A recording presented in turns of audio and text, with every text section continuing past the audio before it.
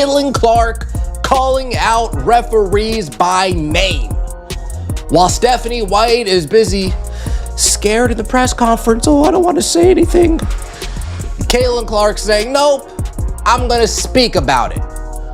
While Stephanie White isn't even saying DeWanna Bonner or Alyssa Thomas's name in the press conference, sticking up for her players, Stephanie White, all you had to do in the press conference was say, hey, the players on the other team, they were playing dirty. The WNBA is currently embroiled in another scandal, but this one is different. It's not a foul, hard argument. This isn't a rumor from the locker room or an anonymous person harboring resentment. This one has corresponding audio and is clearly seen on camera. One of the most watched players in professional basketball right now, Caitlin Clark, was given her 5th technical foul of the 2026 season during a victory over the Phoenix Mercury on June 22nd. She asked referee Gerda Gatling what the technical was for, and Gatling gave an incomprehensible response. The technical was for clapping, Gatling told her. Yeah, it's ridiculous. I got a technical for clapping, so like if we should all just go on the calendar now and pick a game that I'm going to be suspended for if I'm going to get technicals for clapping. I asked Gerda. Gerda said that I got a technical for clapping.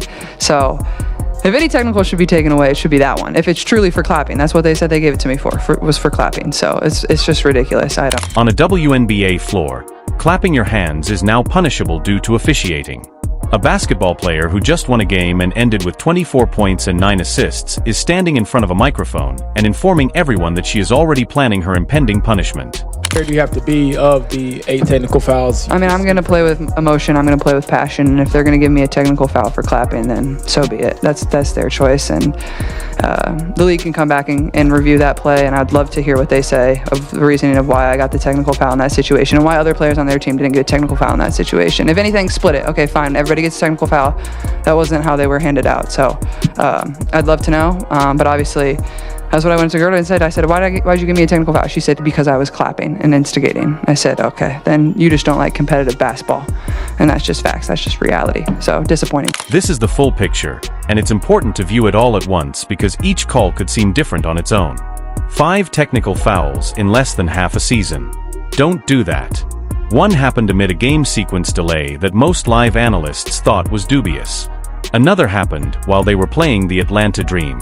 Stephanie White was supposed to object from the bench to a foul call that had already infuriated Clark, but White never did. Stephanie White, man, she is part of the problem. And she don't like when Caitlin hype up the crowd. That's what the people want to see, man. That's what the people pay the big money for, man. Let the face of the league be the face of the league, man. She feeds off of that energy, man. The whole team feeds off that energy, man. And Stephanie White, we want to stop that, bro. That's crazy. But yeah, Caitlin tired of these so-called bullies, man.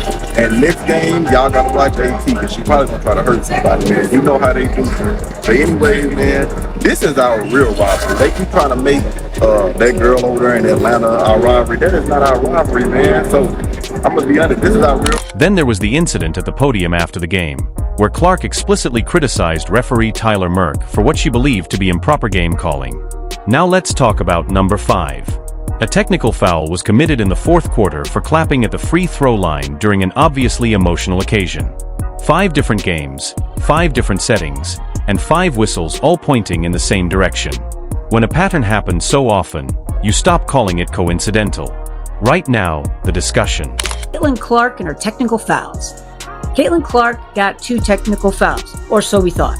The first one, the ball gets tipped out of bounds, she goes to get it, she kicks it off of her foot, thinking it'll go against the scores table, and then come right back to her. But it didn't. Went off the side and kind of rolled down the court. She hustled after it, gave it back to the ref, and he called her for a bench technical for the delay of game. That goes against the bench, not against Caitlin Clark. Later, she did get a technical on her own at the end of the game when she argued a call with the ref. Once she hits 7, she has to... That is presently making the rounds is the one that Clark had with Gerda Gatling on the court during the game, just before the podium announcement and press conference. Calm but clearly displeased, Clark went up to Gatling and asked him to explain the call. When Gatling said it was for clapping, Clark did not scream. Nothing was thrown by her. She just looked at the official and said what was on her mind.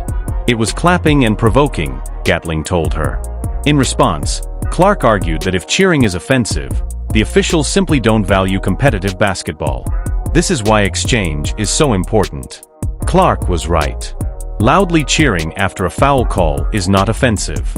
It's an answer. It's an emotion. When a rival disagrees with a call, she instinctively expresses her disapproval through body language rather than words. Athletes do this every night in every sport at every level. The fact that a professional referee saw that and blew her whistle is something you should be aware of. Caitlin Clark, she'll speak up for herself at least. She'll stand up for herself at least, and instead of speaking in generalities, she said, you know what? I'm going to name referees by name from now on. If you give me a technical foul and all I did was clap, I'm gonna name you by name. So that next time we play this team, next time we play a game and you're refereeing my games and my fans see who's refereeing, that's the one. That Gerda, that. They said that Caitlin got it for applauding. I guess that qualifies as taunting. And I was talking to the officials about it when the other things happened. Because of this, I didn't really understand what was happening at the time, but it seems to be a competitive sport. Such things do happen. I thought the officials did a great job once everything was under control. Naturally, I appreciate the name they gave it after that. But as a group, we need to be able to pause, reassemble, and play calmly and gracefully. It cannot continue indefinitely. Oh, they said that Caitlin got it for clapping, and so I guess that's taunting. And then I was talking to the officials about it when the other stuff happened, so I didn't really see exactly what was happening at the time. But look, like, it's competitive sport. Like, so that stuff happens. I felt like the officials did a good job, after everything of getting it under control. I appreciate the way they called it after that, certainly. But as a group, we have to be able to have our moment and then regroup and play with poise and composure. It can't continue to. This is where the story takes a turn that many people are talking about, and it's not good for the Indiana Fever coaching staff. After the game, Stephanie White is naturally questioned by the media about Clark's fifth technical foul, about a call that her best player had publicly called ridiculous, in reference to a situation where Clark is now 3 technicals away from receiving a 1-game suspension. Additionally, Stephanie White's response was a lackluster approach to the podium. She didn't think the technical foul was absurd. She did not provide her player with the necessary assistance. Instead, her answers were measured, and in the end, Clark's own rage following the defeat was the loudest voice in the room. Viewers on the internet were not impressed. One statement that went viral perfectly captured it. I'm still waiting on Stephanie White to be given a technical foul for standing up for her teammates, especially Caitlin Clark. That comment resonated because it was sincere. When your star player tells everyone on a platform that she has already chosen which game she would miss during her ban, you don't react coolly. You go to the match for her. That's enough how much I hate Stephanie White. Like, it is not one of these things where it's like, oh, you're I think she's a sabotaging Caitlin, all this stuff. Like, I'm not gonna go that far. Albeit, if you are someone that's gone that far, I am not gonna stop you. I think trying to believe that someone is a good person is not a bad mentality to have towards things. But I will stand by this. I hate her. On few occasions this season, Stephanie White has also let Caitlin Clark handle a Revere issue by herself, including the clapping technical. Go back to the game against the Atlanta Dream in June 2026. Clark had her 5th foul of the game after halting Jordan Canada's drive to the hoop. The foul call startled Clark. She immediately turned to look at Stephanie White sitting on the bench. Her coach is encouraged to challenge the decision by her wide eyes and body language. There was never a problem. The whistle blew. Clark was quite agitated. Furthermore, by staying on her bench, White failed to use a challenge that could have changed the course of the game. These days, coaches have strategic reasons to deal with their challenges. That cannot be disputed. But the moment your player stands in the center of the court, obviously asking for backup, and the bench is silent is remembered by the locker room. Clark has now gone through it several times. And everybody else on the other team didn't get a technical foul. If we're handing out technical fouls for clapping, how come I got a technical and nobody else did? Gerda. Oh, you just don't like competitive basketball then? Oh, okay. Interesting. And then she says, I want the league to review it and get back to me. I want the league to review it and get back to me. Let me know why you decided to give me a technical, and hopefully it makes some sense to me. Everyone who plays basketball now needs to think about this.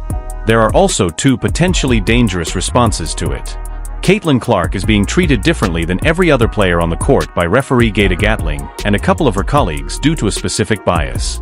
Or perhaps they simply don't like Clark's emotional, competitive, and expressive style of play. The first answer claims that officiating in this competition has turned into a personal and targeted activity. The second argument is somewhat worse, since it suggests that people who are paid to maintain the integrity of the competition are purposefully penalizing the very qualities that make great basketball. A competitor who is driven to win every possession possesses fire, passion, and emotion. Stadium experiences that people actually look for. Referees are eliminating competitive energy from the game if they view it as a threat that needs to be managed rather than a quality that should be celebrated. The problems facing this league go much beyond one bad call on a Monday night. How was she taunting them, clapping? You can't even find her in the video. Like, you can't even find her on the video clapping in anyone's face. You can't find her on the video. I mean, if you can find the video for me, if someone has the video, send it to me. I want to see it, because I did not see video of her clapping in anyone's face, because it was Sophie Cunningham that was doing all this. And it was hilarious, but it wasn't Caitlin Clark. And then it was Maisha Hines-Allen going back and forth with Alyssa Thomas. The league looked into the technical after Clark's public statement, the social media frenzy, and 2 days of the sports world continuously watching that 10-second tape. The WNBA was in a challenging position. They looked over the call. The video was viewed by them. Referee Gata Gatling's decision to award Caitlin Clark a technical infraction for clapping her hands was scrutinized. They also withdrew it. Since it is uncommon to revoke a technical foul, revoked is the most important word in the entire story. The league is formally declaring that the call was improper. The WNBA is acknowledging that one of its officials rendered a decision on a professional court that was so far outside the parameters of proper officiating that the league was forced to recant it. Clark asked for the review. According to Clark, the league ought to hear the justification and assess its viability. She was right. The league's internal review also gave her complete approval. But here, Clark, when she feels she deserves technical fouls, she'll come out in the press conference and say, you know what? I deserved that one. You know what? I earned that technical foul. She's done that on multiple occasions this year alone. But when we're slapping the stanchion rookie season and getting a technical, then she'll say, what are we doing here? When she gets a technical for clapping, lights on, lights off, the clapper. When she gets a technical foul for clapping, that's when she says, now we're getting... However, everyone seeing this league grow in real time should be extremely concerned about this element of the story. The technical was cancelled. Wonderful. Clark now has 4 technical fouls this season as a result. The suspension threshold, however, is 8 miles distant. The season is still in its second half. And the call pattern that initially led her to 5 hasn't changed.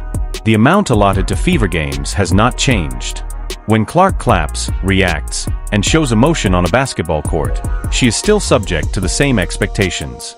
Thus, the question of whether the clapping technique was acceptable is not relevant. The league has previously addressed that. The question is what will happen in the next game, the one after that, and the one after that. Because if the officiating doesn't change and Caitlin Clark is still held to the same standards as the entire season, the suspension debate won't stop. It's just put on hold. It's crazy. It's absolutely bananas. This league is a joke. Good job, Kathy. Regular foul, the tech was for clapping to the fans earlier. Who cares? Who cares? This is probably why Stephanie White doesn't challenge fouls concerning Cece. Even with video evidence, the refs are still going to go against Cece. It's so obvious. The management, officials, and coaching staff of the league as a whole must acknowledge this reality. Caitlin Clark is not only a basketball player. She is responsible for the WNBA's current viewership numbers. Thanks to her, areas that were just half full 3 years ago are now selling out months in advance. This league did not have national broadcast agreements before her arrival, but she is the reason for them. The growth is real. The audience is real. In the same way that all good things are brittle when their management get involved, the WNBA is currently going through a true cultural moment. Start making decisions that don't protect the product. Referee Gud Gatlin called a technical foul for clapping. The league had to rescind it. As the circumstances required, Stephanie White did not stand up for her player at the podium. And Caitlin Clark carried on with her routine. Before winning the game, she asked the tough questions, mentioned specific people, and made the necessary statements. About Caitlin, she's growing as a person. She's finding her voice. She's saying, you know what, since, over there don't want to stick up for me, Miss close the fist on her mouth every time there's a moment where she's supposed to speak up. Guess what I'm going to do? I'm going to speak out through the press conference. I think she needs to do that more often. She's not complaining. She had a legit reason. Clapping, okay, being silly, but stop. That's not technical. Matter of fact, she was trying to do this. She was like, yeah, come on, guys. She was trying to pump up the crowd.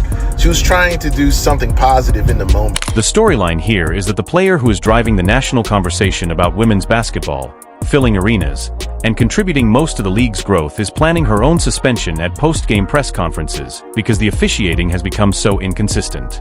Additionally, the coach behind her podium responded coolly when the circumstances demanded a fight. Nobody else was fighting loudly enough for her at these moments, so Clark is defending herself. The technical was cancelled. A camera records the occurrence. There is documentation on the pattern. What the WNBA does with all of that now that the fans are watching is the question. In addition, unlike some of the referees, the fans are paying close attention to every call this season.